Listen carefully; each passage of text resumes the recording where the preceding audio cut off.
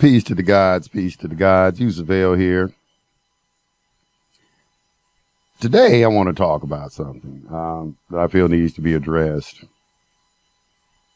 Recently, somebody posted a link on my YouTube page and telling me about some information regarding Gene Keating. Someone was saying exposing. You know how they love this word, exposing. And then I guess allegedly that all of the information that I received, I got from Gene Keating. So today, I'm going to put that to rest. Y'all not going to have to wonder where I got my information from. I'm going to take you back to the beginning when I first started this, and I'm going to give you every single thing that I read when I started this. So there won't be any confusion about where I got my information, how I obtained my information, why I do secure party, are you committing fraud against the people or anything like that. I've already did two videos called Top 10 Documents for you to read that kind of goes over this. But this list right here is the list of documents that I read when I first started out.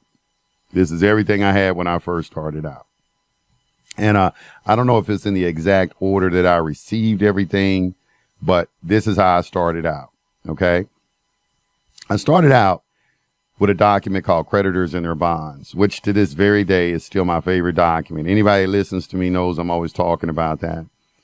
The reason that I love Creditors and Their Bonds because everything that it tells you to do in there, I did, and I saw what happened. Now, there's this notion that people are pulling up cases off of the internet, showing where people didn't win and things like that, using any of these processes. Anybody who's used these processes know you're not going to find anything in the public record of people winning. In Creditors and Their Bonds, there was a paragraph that said everything to me that impacted me so much that I think that I should read to you. And it shed some light on this public and private and why these people are pulling up these cases and not finding anybody winning. It's the first thing I ever read. And it said the United States and all its officers, agents, and employees has no commercial capacity to really make claims without evidence of an existing debt. That does not mean the state will not make it look like it is making claims. It needs your credit, so it is going to go through the motions of making claims. Do not embarrass state agents and point out that it has no commercial energy. It is your job to use your commercial capacity to fulfill the requisition without making it too obvious to the public. You're coming in from the private side to provide your credit for the public's use. Most of the public do not know the state has no commercial capacity to bring claims. Keep your superior knowledge to yourself. The public is not ready for full disclosure of this yet. And this, when it gets into discussion, the wide variety of information that you're getting out there is everybody telling you to challenge jurisdiction. They keep on telling you, challenge jurisdiction, challenge jurisdiction. That is the trap. That's the deception. And Gene Keating discussed that too in his Gene Keating transcript. He was talking about Jack Smith keep going into court trying to argue with these people, talking about you don't have jurisdiction over me and things like that. That's not going to do anything. Abatement in common law. It talks about it. I forgot about that. I had that document too. I had abatement at common law. Oh, I forgot about that. Let me add that too. I had abatement at common law. Abatement at common law.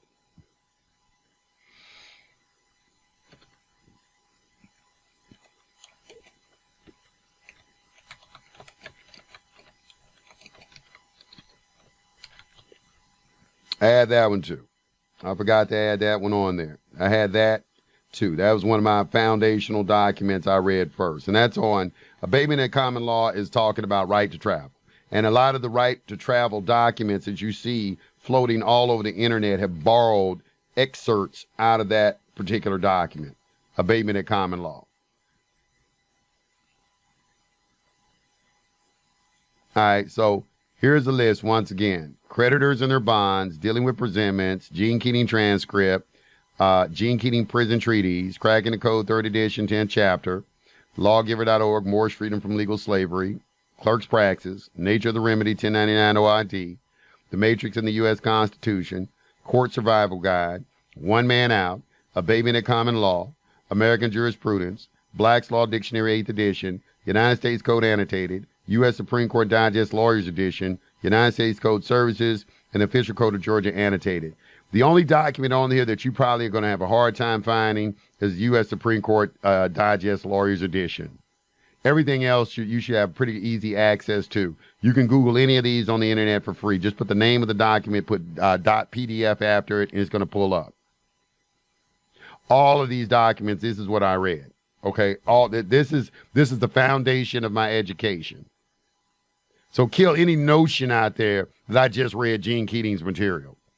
I thanked Gene Keating for directing me. Really, why Gene Keating I was just really happy with Gene Keating because he is the one that told me to read Clerk's Praxis from reading the Gene Keating transcript. It was the Clerk's Praxis that opened my eyes, this document. Because it's private. They're private processes. That's something else that has been used as a tool to try to annihilate this information. Look what the courts are saying. Look at what the attorneys are saying. I mean, yeah, they're not going to publish it. I mean, they're lying to you. Why would they, we are saying they're lying to you. So why would they acknowledge it on this side? It's just ridiculous. But anyway, the reason why is that when I did creditors and their bonds, I first started out, I didn't know anything. I was probably like many of you. I was thinking, I was around some people. I had two Moors who I were friends with, who were very good friends of mine. And they were just talking to me every day about it. The very first time I heard the information was in 1998. In 1998, someone had come to me, a good friend of mine, and said that there's something about the fringes on the flag in the courtroom. That's the first time I ever heard anything about this information. Back in the day, everybody was talking about the gold fringes on the flag. And this was back in 1998. I didn't, think much of it or anything like that. It was just, what are you talking about the gold fringes on the flag? What does that mean? And, didn't think much of it. Got to a point where, just to make a long story short, I started studying this information. The first document that I ever studied was creditors and their bonds. And the first thing that I learned was not to argue in court. Okay, it's called a traverse. When you traverse charges, you are giving grounds for a jury trial or a bench trial. Okay, because you're arguing. Arguments are settled in where you have to present facts, get stipulations. If the facts have been stipulated by both sides of in a case, then that's going to go before a fact trier. And that is usually a jury trial or a bench trial in case there is no jury. And so that was one of the first things I learned, was not to argue. And the very first document I ever read on this subject was creditors and their bonds. It was not any of Gene Keating's information. A lot of people, I think they're out there saying, well, he got his information from Gene Keating or Tony King. I never heard of Tony King until I'd been studying this information I didn't read any of Tony King's information until I'd been studying this information about 5 years. And the reason why is because when I first came to the knowledge of Tony King was I think around in 2010. He had a large following. And I was listening to a guy named David Clarence. This is when they were putting out the executor letter. I've listened to all the gurus. I've listened to all of them. Winston Stroud, David Clarence, just, I'll give you a list. Jack Smith, a list of them. Creditors in Commerce. I've attended some of their calls and, it's just everything. Just, like many of you, I was soaking up knowledge and just very hungry for learning more and more of the knowledge. And at this time, I think David Clarence was doing his executor letters, and you can still Google this. He was calling out Tony King and so forth on his and I was kind of like, I was kind of feeling David Clarence at this time. I say, yes, David Clarence guy, and he's talking about Tony King as a fraud. So for a long time, I didn't listen to any of the things. I didn't even look at Tony King's information.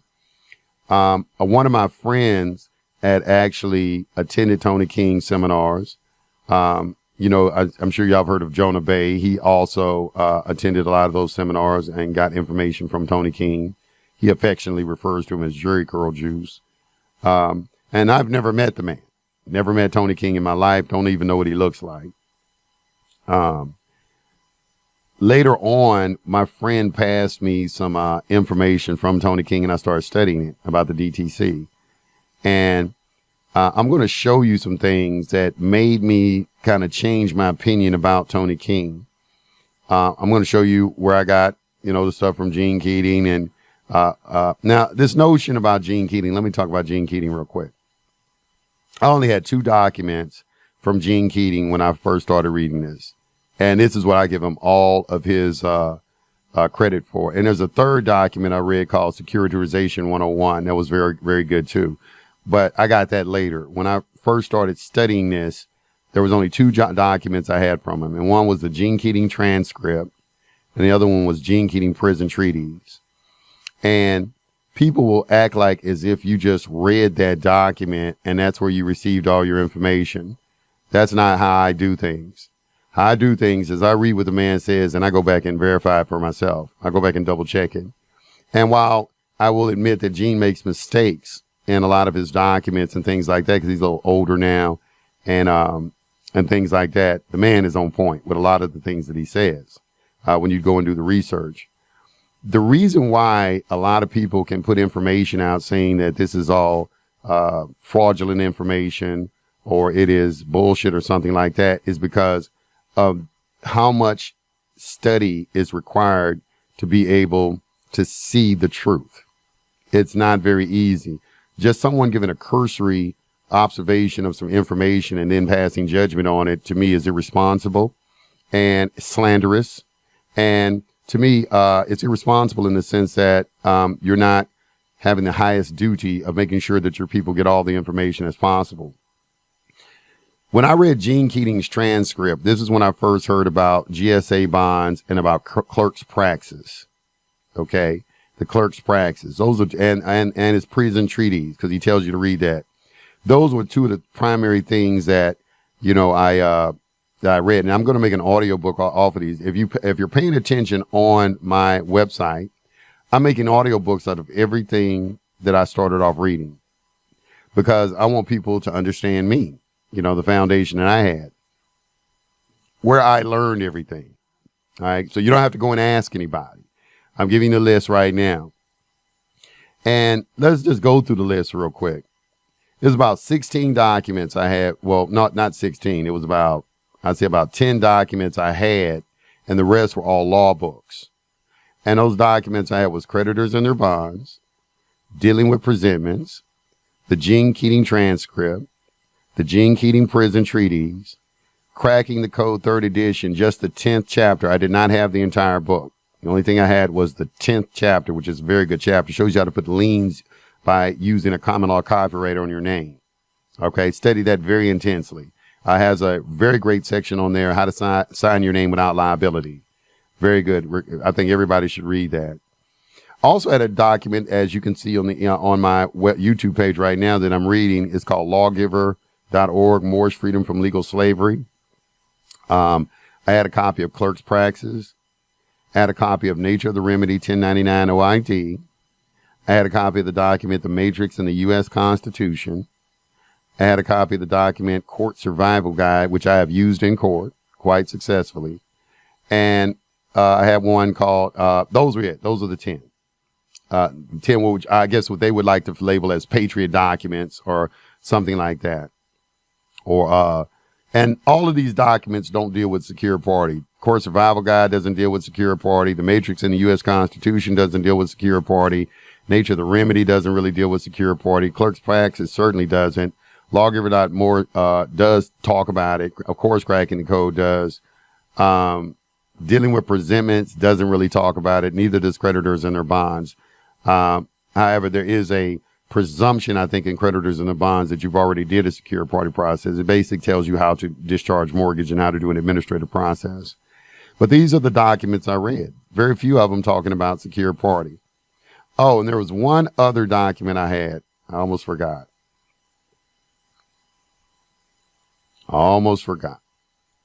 Let me give y'all this. It's called One Man Out. One Man Out is where I learned how to file a secure party process. That's where I learned. It was the only document that I had that gave illustrations of how to fill out a security agreement, how to, contact everybody. I learned from there. Okay, so you don't have to ask anybody. I'm telling you right now in the video where I learned how to do a secure party process in the beginning was from a document called One Man Out. That's the document that I read. One Man Out. So you don't have to ask anybody, where did Yusef get his information from? I'm giving you a list of the documents on a video from where I got my information from. It's right there in front of the screen. Now, after I'd been doing this about 2 years, I'd met a man and I had copied a lot of documents out of One Man Out. And I think, what other document? It was basically One Man Out. And I think I did some stuff from Cracking the Code, Chapter 10. Okay, because those were the only two documents that I had that had examples of documents. And so I was copying a lot of stuff out of these particular documents. I got a lot of stuff to say in court from Dealing with Presentments, Creditors and Their Bonds, and Court Survival Guide. These are the three basic documents that I learned what to say in court. When I met this man 2 years ago, after I'd been doing this for about 2 years, he's the one that got me to start going to the law library. And the first thing I started studying was American jurisprudence and United States Code annotated, and a very good book that probably very few of you know about because it's not in a lot of law libraries is U.S. Supreme Court Digest Lawyers Edition, which matches up with the American jurisprudence. If you ever get a copy of it, you'll see that it's titled basically the same way that American jurisprudence is. I had a Black's Law 8th edition. I studied United States Code Services books, which are turquoise and blacks books in the law library. And I studied the Official Code of Georgia Annotated. The Official Code of Georgia Annotated was what I used to study and verify everything from creditors and their bonds. I'd read creditors and their bonds, and I go into Title 17 and Title 18 in the United States in Official Code of Georgia Annotated. In Title 18 in Georgia, you have creditors and debtors, which is nothing but Admiralty. Okay, it's Admiralty all day long. How do I know? Well, what I did was, I'll give you the timeline. I read Gene Keating's transcript. In there, he mentions clerk's praxis. From there, I studied clerk's praxis for 6 weeks and looked up every word that was in it. All right, looked up every word that was in it. It took me about 6 weeks to do, looking up every single word. There's probably only about 3 or 4 words that were so ancient, and because all I had was a Black's Law 8th edition that I couldn't find the definitions to. But for the most part, and this is where I learned about bonds. Okay, that cases have to be bonded. They call it a caution in Admiralty, and they talk about contempt of court, what they call contumacy or contumacious conduct, and so forth. They don't use the same verbiage that we use today, which is why after studying this, the next thing I did was studied Admiralty and Maritime in American jurisprudence and matched the two up. Okay, this is how you're going to verify that this is the history of it, written by John Hall. Okay, and then when you go in here, you can see how it's been updated also. And then you can go from there, you can read the Official Code of Georgia Annotated, Title 18, and you can see that it's Admiralty Maritime, Creditors and Debtors. That's the name of the title. All right. So that's how I started studying. I didn't get anything from Gene Keating. I mean, I just read. I mean, if anybody thinks that I just learned a plethora of information from reading 2 documents, they are silly. The reason that I like Gene so much is in reading these documents. For instance, in the Gene Keating Prison Treaties, okay, I learned how to read a B424 prospectus. And so when you go and you study the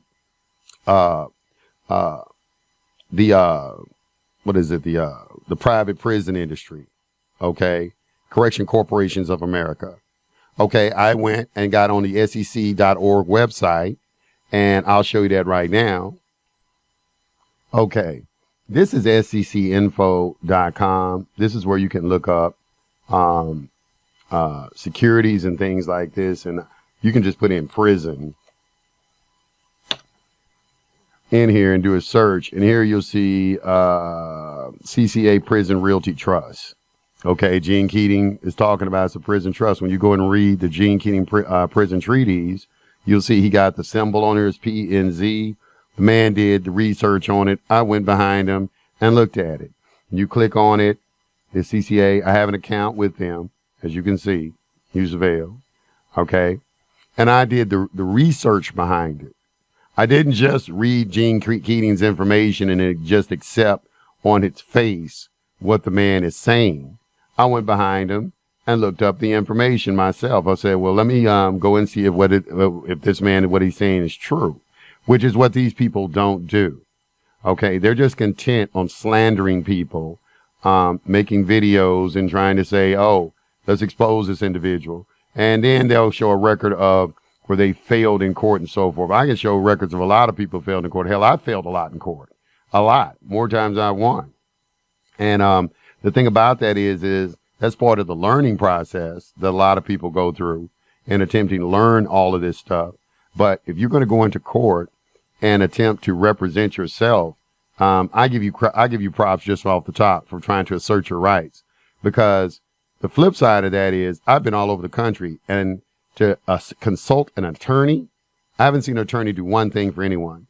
I've looked at, I'm sure, no less than 1,000 discoveries from inmates and so forth, and almost all of them look exactly the same, filed by attorneys from all over the place. They file, I can tell you right now what you're going to probably see. They'll file a motion to suppress, which you probably will not have a hearing on. They'll file a motion for bond. And that's usually it. That's usually it. There's no affidavits, there's nothing, and then you're going to sit in jail for about 8 months, and then they're going to offer you a deal for you to plea out. And so they have a 98.6% conviction rate on the state and federal level because of this fact. Now, obviously they're hiding something, okay? You have people out there that are trying to stop what a lot of people are doing because they're trying to wake people up. It's not so much trying to teach you to get a remedy, because remedy just means right, what your rights are. A remedy is a right. Okay, so you have to know what your rights are. They throw this word remedy around a lot, but remedy is a right. Okay, so what are your rights? Okay, what is the true nature of the jurisdiction that the court is operating under? Okay, are these legislative tribunals, territorial courts under Article 1, Section 8, Clause 9? And then there's Article 3, Section 2 of the Constitution. Okay, Article 3, Section 1 and 2. Okay, so we have separation of powers, which forms checks and balances on each of the branches of government. We have what is called delegation of powers, where each of the individual branches of government has what is called plenary power within their respective jurisdiction and so forth. And these are a lot of things for you to understand. There are 7 principles that govern the Constitution. You have to know all of these things, you know. And when you're finding a lot of things that Gene Keating was talking about in his prison treaties, you can find right here on secinfo.com. You can pull up their B424 prospectus and find out it is a trust. And you can go to their website and they'll tell you it's a trust. It's a real estate investment trust is what it is. Okay. It even gets into how much money they're making per prison. And there was a law passed that the government agreed to keep the prisons 100% occupancy. All this I went and verified myself. I didn't just read Gene Keating's material and just believe what he said. In studying the clerk's praxis, let me talk about that real quick. Okay, and here is a copy of the clerk's praxis. It's available at SBC University website for free. In case anybody didn't know, I have a free membership at SBC University where I give away all this stuff for free. Doesn't cost anything. All right. You can get all the documents. You don't have to pay for anything. The course that we have on there is to teach you how to think about everything that they are telling you in these documents. SBC University is not about just filling out forms. You know, anybody can show you how to do that. Fill out a UCC 11, fill out a UCC 1, fill out a UCC 3, do a security agreement, do a whole harmless agreement. There's a million places on the internet where you can learn how to do that. As a matter of fact, when I first got into this, they were charging $10,000 to learn how to do it. I'm the first person that came on the scene, started charging $150 to teach people. All right. And before I charged you $150 to teach you, I gave you the document and told you, here, you can learn it on your own if you want to read it. But if you want to attend one of my webinars and let me explain it to you, what you're reading, then that's your freedom of choice to do that. Now, right here in this part one, the historical essay of the civil jurisdiction of Admiralty, this was a very, very interesting document. I credit this document with giving me a lot of my knowledge about what I am teaching. This is where, if I'm going to give anything credit, it's going to be this right here. And I give Gene Keating the credit because he's the one that alerted me to this. He's the one that told me about it. That's why I give him credit. That's why, you thank the person naturally who is going to show you where to look. And one thing I liked about his teaching style is that he would not tell you things. He would just say, hey, you need to read this. And very few people would actually take the time to read it. This document is broken up into 3 parts. It's broken up into the first part, it gives you a history. The second part gives you the statutes. And then the third part gives you the case law on supporting it. So it's 3. The most interesting part of it to me was, well, all 3 parts are very interesting. If you delve into it and get deep, which very few people do. And that's why people can slander and do things like that, because they know most of you are not going to take the time to read something like this. You don't have the time to. So you say, oh, well, this person, he's teaching you X, Y, and Z and everything. The most corrupt parts of our judicial system is in foreclosure and in the criminal justice system. I can say that unequivocally.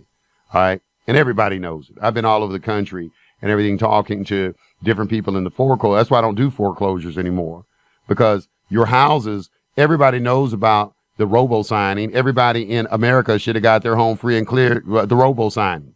Go and get a law firm right now, since everybody talks about attorneys, and ask them, will they help you with robo signings? They have a seal. They got a seal on that. They won't talk to any of you about it. In 2010, the attorneys were helping everyone. The top foreclosure attorney in Georgia told me personally that we got the word to shut all this down. I spoke to him on the courthouse steps at Fulton County.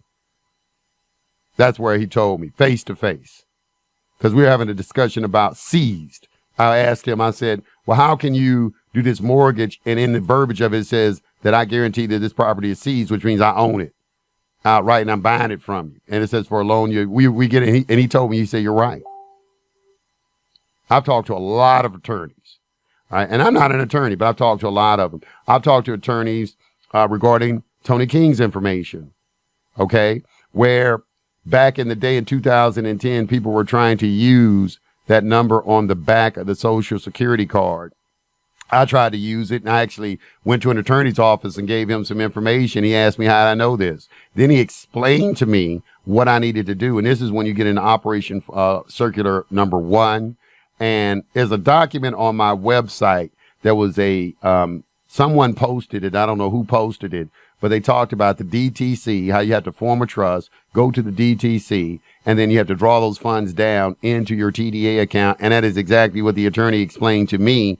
And then that is what led me into reading Tony King's information. I finally picked up his information and started reading it. And one thing I understood is that all the people who slander Tony King, ain't none of them reading none of it. Notice that all the people who slander these people, you won't see them read any of the documents. They're not reading any of the documents. I took the time to read through, and I said, man, I'd never seen any of this from Gene Keating.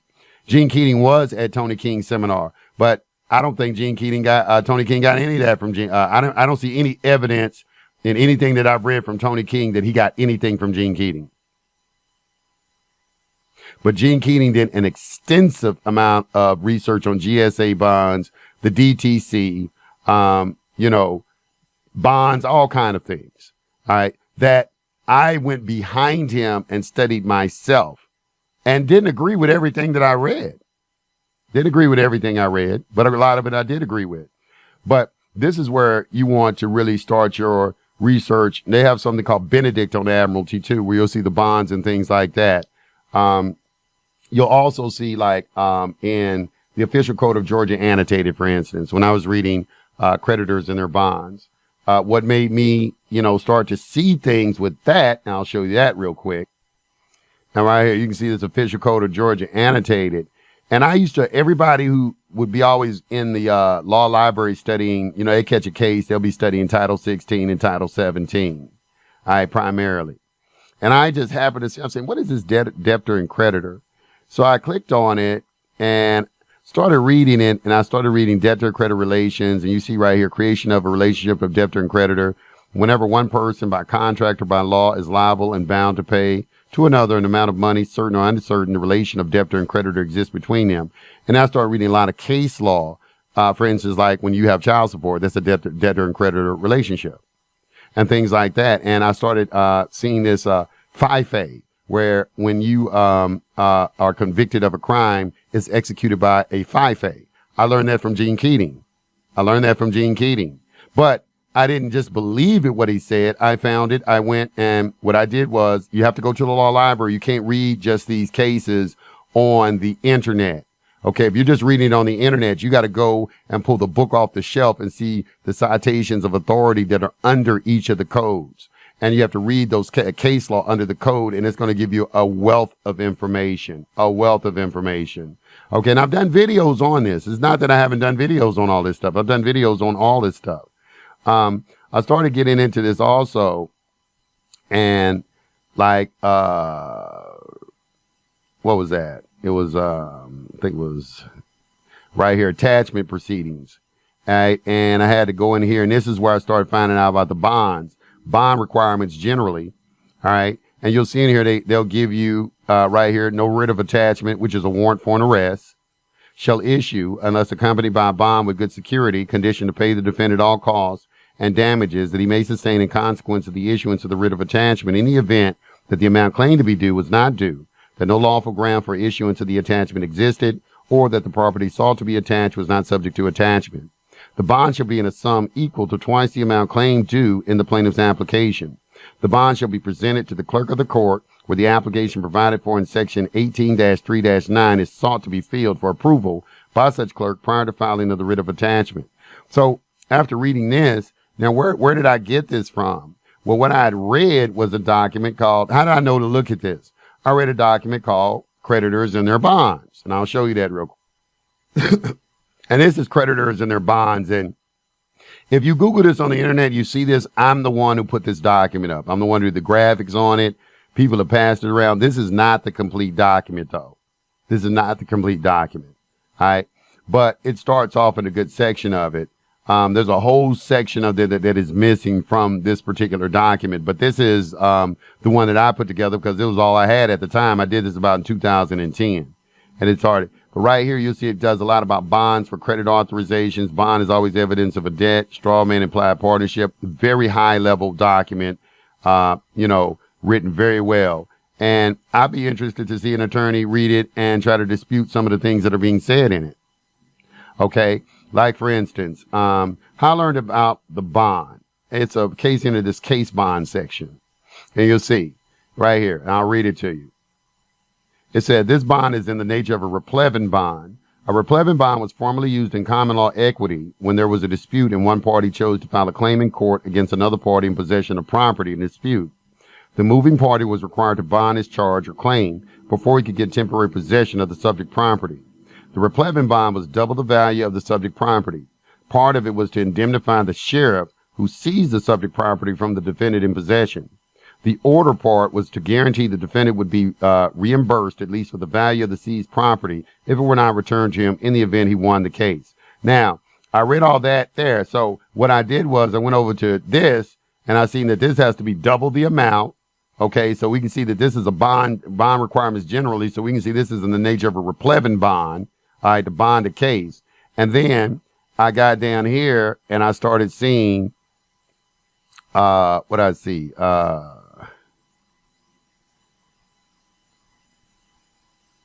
form of attachment. And they give you a copy of the bond in here, what the bond has to look like, which almost looks identical to the one in Creditors and Their Bond. Here's the bond. Okay, see right here, the said principles and seeking attachment against said defendant, which is now about to be sued out in such and such county, Now, if the said plaintiff shall pay all damages that the defendant may sustain, and also all costs that may be incurred by him in consequence of suing out such attachment, in the event that the said plaintiff shall fail to recover in said case, then the bond shall be void. So here we see this is the bond that basically the attorney is required to put in, or the state is required to put in before they seize property in any type of attachment proceeding. And you have to know what a writ of attachment is. In the second sense of the word in Black's Law Dictionary, you'll see that it is a warrant for an arrest. And you have to know the nature of the action in order to determine how each sense of the word applies, which is commercial. And they can argue about that all day long. This is all commercial. Article 1, Section 8, Clause 3, under the Constitution for the United States of America, I got case law. The Supreme Court has said it a million damn times. Anybody who wants to argue with it, they are either an agent or a goddamn fool. Okay? I've read this up and down over and over. And they say, well, you're not an attorney. You don't have to be an attorney to learn this information. Most of the people, the founding fathers, were not attorneys. I've done the research on that. They don't learn law. They learn procedure. I've done in my 15 years, I've done extensive amounts of research on all of this information. Okay. And you see, like, let me get into clerk's practice. When you go into the clerk's practice, it's going to tell you that each side has to put in a bond too, what they call a caution. Okay. They have to put it into the same thing, but they're using different words. Don't let these people fool you. Don't let them think that somebody's trying to trick you or something like that. They're playing word games. Okay. They're playing word games with all of you. And they have to tell you the truth, but they've changed words around. You have to dig deep to find it. Or you don't have to listen to any of the things that any of us are saying. Go get you an attorney. See what happens. See what happens in a foreclosure when you get an attorney. I fought for 2 years for a client, had a best friend who was an attorney, good friend of mine. He wasn't a best friend, but he was a good friend. Turned the case over to him. They lost the house within 2 weeks. And it's somebody I know. Given attorneys many, many opportunities to do things, and they've all done it, and you all know it. Anybody who's had experience in this, you all know it. Why would anyone look for an attorney to question some of the things that are being taught when all they can do is they're licensed? Okay, and that license means that they only can operate within a certain jurisdiction, which is commercial. And I've never seen a license. I've asked chief judges to show me. They get permission from the Supreme Court. I got an attorney, this attorney right here, his name is Stephen Wozni. And here's the letter from Stephen Wozni. I would suggest everybody read this. There is a lot of stuff going on in Greece behind this man. This is an attorney who utilized, he took out a Cracking the Code 3rd edition where you do a common law copyright on your name. And he has $1 trillion lien against the Bar Association in Washington State. He sold parts of that lien and assigned parts of it to different individuals. And one of the individuals is a businessman in Greece who was trying to clear the national debt. Most of you don't know any of this, but I'm giving it. I was doing a video on all of this right now. You got to do research on that because they slandered this man. He's crazy. He's a fraud. They will call you a fraud and crazy in a minute, but I don't see them doing anything to take this lien off. And it went to the Supreme Court in Greece, and they said, we don't see any evidence that this money don't exist. Do your research. I got a video coming up on this. Okay, and this guy named Artemis Soros. All right, his name is Artemis Soros. You're going to see him all over the internet. What's happening over in Greece, and this is a very good video. You'll see that the people over there are supporting him. He was assigned a portion of this lien against these attorneys in Washington State. All right, for like 600. The lien was, I think it was originally like $1 billion. The interest went on up to $1 trillion. And he broke all parts of it. This was back like in 2003, 2004. And he sold parts of this lien. They could not arrest this man for this. This is a businessman who got it, and he was trying to get rid of the national debt in Greece. Y'all need to go and research this man and see what's going on over in Greece right now. Start really studying how their economy, how this man is trying to get rid of the central bank over there. And you have to understand also that these Jews, who run all these central banks, okay, the first thing, I've read all documents going back history. Like there's another document called My Irrelevant Defense. I'll show that real quick. This was my relevant defense right here. Jewish ritual murder by Arnold Lease. I read this document where he was arrested. He did the research on the Jews to see why they've been kicked out of all these countries. And it was because they were doing Jewish ritual murder. And when you read, when you listen to, Rabbi Finkelstein, he said, well, you know, we take the children and kill them and cut them up and put them in McDonald's. You probably heard that. We talks about that in here. And this is back in, and I got it from Rabbi Finkelstein. He's the one who told me about the book. I had to go and he said, somebody wrote a book in the 1930s and tried to tell y'all all of this. I found the book. This is the book, by Arnold Lease. And he got arrested because he put out the truth. And that's why it's called my relevant defense. It didn't work for him. Same thing is happening to this guy, Aramis, over there in Greece right now. So you got to look through the lies. You cannot trust nothing these people say. You can't trust no attorney. If my mama became an attorney, I wouldn't trust her. I'll be quite honest with you. So using an attorney as some sort of basis for whether or not something can be substantiated, to me, is ridiculous. Especially in my experience. Okay. Do the reading. I'm reading these documents. I'm putting up these audio books for you. I want you to read. I'm trying to get you to read again. Y'all not reading. I know we live in a era where people don't read as much. They like to listen. So I'm making the audio books, and I'm taking a great deal of time to do that. I'm not charging anybody for anything for that. It takes a lot of time to do all this stuff. But you have people out there, they're going to try to slander you for no reason. You haven't done anything to them. Nothing. But they don't like you for some reason. That's why I call them bitches. All right. Or they hide behind other individuals who present information. In the background, they get somebody to be a front for them or things like that. This is what is going on. I've been doing this a long time. I've dealt with a lot of trolls over the years. I mean, undercover agents, federales, everything. I've had people tell me the truth. I remember one time I was standing in front of a courthouse talking to an attorney, and I said, you know, this is all civil. He said, you're right, and walked away. So right here, let me go back real quick. We was at the, what was that? We were at the secinfo.com. You can see right here, this is Correction Corporations of America. You know, you can get the prospectuses, they're old. Right here, the registration statements and things of that nature. And you can go in here and you can look at all their paperwork. And they'll tell you. Okay? They say these are all old right here. Old. Let me see, they got a new one. These all look old. But back in the day, here's the 42B1 prospectus. When you click on it, you can read it. And I did a study on this. I read this entire thing. CCA Prison Realty Trust, a Maryland Real Estate Investment Trust. The company was formed on April 23rd, 1997 to capitalize on the opportunities created by the growing trends toward privatization in the corrections industry. And this is a trust document. It's an indenture agreement. Okay. When you read all this paperwork, they'll tell you how much you're getting, the par value of the prisoners, the pro rata amount that they're getting for each of the prisoners and things of that nature. And when you go and read Gene Keating's prison treaties, he did the research on it. So I'm not understanding, well, what did Gene Keating do?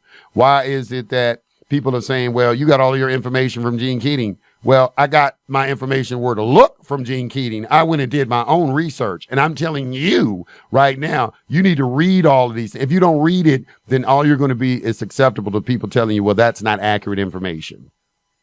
And then attempt to use a court case where somebody didn't win, which isn't evidence of anything. A lot of people who were doing this, foreclosures, got out a long time ago because they saw nobody was going to win in foreclosure. They wouldn't let nobody win. The last straw for me is in the robo signing. I mean, the evidence is undeniable. The fraud that went on with that. Just Google robo signing. I did a video with an attorney where he explains it. Here's an attorney explaining it to you right now. Now, here's a video. This came out like in 2010 when we were fighting foreclosures, back when a lot of attorneys were helping individuals. They were attempting to help you. You go to a law firm, they try to help you. And you can see right in here, this attorney, you ought to watch this video. This lady's on here, how she got kicked out of her house. All right. And you can see right here, this guy right here, he's an attorney. And he's going to tell you straight up. We don't know who owns these houses. They don't know. Watch this video. But see, a lot of y'all are new. You don't know all of this stuff. So these people can come and say, this doesn't work at it. Listen to this. This is an attorney right here. This was right before they got the word to stop helping everybody. I was working with law firms and everything. They were doing civil action lawsuits. We had a business and we went and got a law firm. He said, okay, we need to get these people attorneys. So what we were doing is we were just channeling everybody to that. And that wasn't nothing but a trap. Let me tell you something. Do your own research. Don't listen to these damn people. When they start slandering somebody, that's the damn very person you need to start looking at. Okay? And make the determination for yourself, because these people act like y'all are not intelligent and you're not grown and you can't read something and have comprehension of it yourself. You can't look up a word and find out what something means for yourself. They try to posture as if they are the only authority that has the understanding. I've read, I got law reviews from professors and all kind of stuff. They questioning the same things we're questioning. Same things. But y'all won't know that because of the way that it's written. This all comes down to the fact that they are creating a new world order. And it's all going to be under commerce. And everybody's going to be their slave. And if anybody tries to tell you anything different, I'm doing something right now on the Dred Scott case. I'm about 50% done with it, the audio. It's on commerce. Dred Scott was looked at as commercial property. And I'm doing the audios now because I'm through talking about it. I'm going to show you how I study, what I looked at. I'm going to take you step by step and show you all the things that I found.